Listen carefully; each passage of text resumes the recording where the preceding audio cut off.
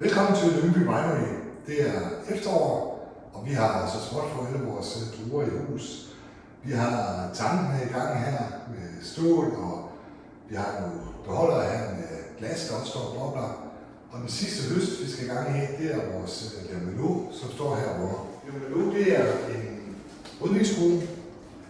Her hos os, der bliver det ikke særlig store. Det er forholdsvis små klasser og en kompakt drue, som vi håber på, at vi kan lave noget god rødvin ud af.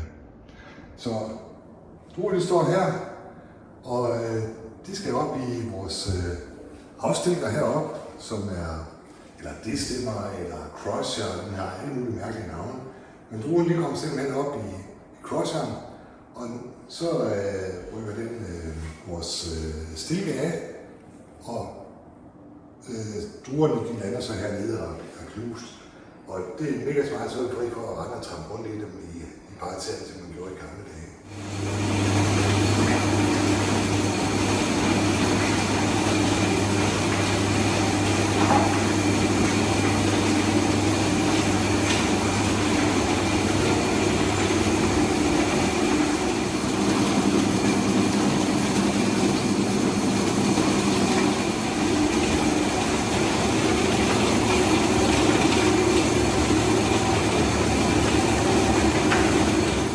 Så er det crushed, og vi har sådan en halv beholderfuld, der ligger her med druer, der er kvæst og stilken er fjernet. Og dem skal vi lige have op på den her ståltank. I modsætning til, når vi laver hvidvin, så kan vi godt lide, at rødvinen den ligger på skallerne et stykke tid.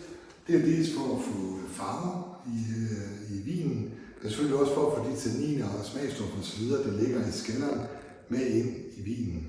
Så det, der sker nu, det er, at druerne de kommer på ståltanken, og så bliver de tilsat noget gær, sådan vi kan få en gæringsproces i gang.